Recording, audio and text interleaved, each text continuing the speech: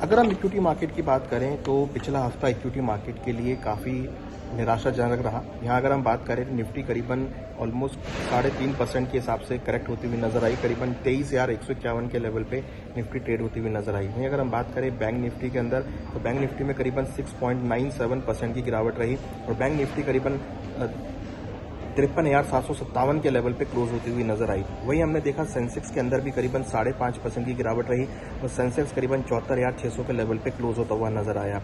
रुपी के फ्रंट पे अगर बात करें तो रुपी के अंदर भी हमने बड़ी गिरावट आते हुए देखी और 0.63% रुपी गिरकर ऑलमोस्ट 92.53 के लोवेस्ट लेवल पे बंद होता हुआ नजर आया। वहीं अगर हम डॉलर इंडेक्स की बात करें तो डॉलर इंडेक्स में रिकवरी देखने को मिली, 1.66% की रिकवरी रही और डॉलर इंडेक्स करीबन 100.49 के लेवल पे क्लोज होता हुआ नजर आया। तो हमने देखा कि डोमेस्टिक मार्केट में कहीं ना कहीं एक सेंटीमेंट नेगेटिव होता हुआ दिखाई दिया और हमने देखा कि इक्विटी मार्केट अप्रैल 2025 के लेवल पे आती हुई नजर आई। तो कहीं ना कहीं एक वीक सेंटीमेंट देखने को मिला।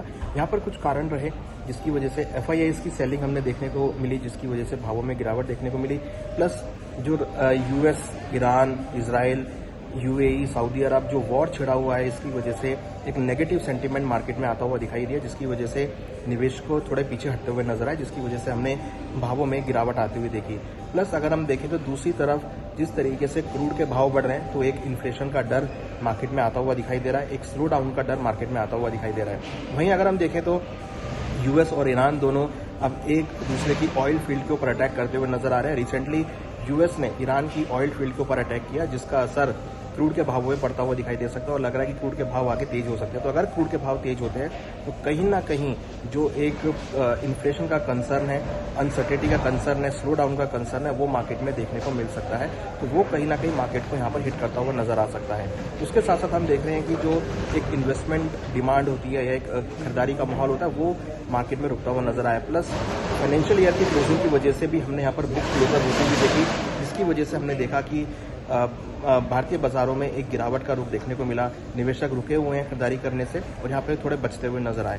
प्लस यहाँ अगर देखें तो एक अनसर्टेनिटी का माहौल भी हमने मार्केट में आता हुआ देखा। अगर हम अगले हफ्ते की बात करें तो लग रहा है कि अगले हफ्ते में मार्केट थोड़ा सबड्यूड रह सकता है, एक मार्केट रेंज बाउंड हो सकता है। हालांकि हायर लेवल पे हम कुछ प्रॉफिट बुकिंग अगेन एक सेलिंग प्रेशर आता हुआ देख सकते हैं। यहाँ अगर हम निफ्टी की बात करें तो निफ्टी में स्ट्रॉन्ग सपोर्ट करीबन 22,800 का रहेगा और ऊपर में करीबन रेजिस्टेंस 23,500 का रहेगा। तो जो भी बाउंस बैक आएगा वहां पर आपको गिरावट देखने को मिल सकती है। हालांकि 22,800 काफी अच्छा सपोर्ट है, अगर उस सपोर्ट पर आता है तो वहां पर एक एक्यूमुलेशन भी देखने को मिल सकता है। वहीं सिमिलरली अगर हम बैंक निफ्टी की बात करें तो बैंक निफ्टी में करीबन 51,000 के आसपास एक अच्छा सपोर्ट मौजूद है, जहां पर खरीदारी देखने को मिल सकती है। हायर साइड में 55,000 एक रेजिस्टेंस लेवल बन गया है, 55,000 के आसपास अगेन हम कुछ प्रॉफिट बुकिंग आती हुई देखेंगे।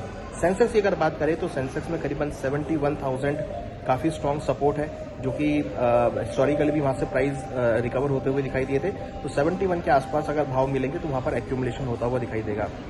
वहीं ऊपर में 76,000 एक रेजिस्टेंस लेवल है, जो कि एज ए रेजिस्टेंस का वर्क करेगा। तो ओवरऑल अगर हम बात करें तो लग रहा है कि मार्केट रेंज बाउंड हो सकता है और हायर लेवल पे मार्केट के अंदर थोड़ी सेलिंग प्रेशर देखने को मिल सकता है। हालांकि लोअर लेवल पे अगर प्राइस आएंगे तो वहां पर एक अच्छा खरीदारी भी देखने को मिलेगी। तो अब ये देखना है कि US और ईरान के बीच जो डिस्कशंस है वो किस पॉजिटिव नोट पे जाते हैं।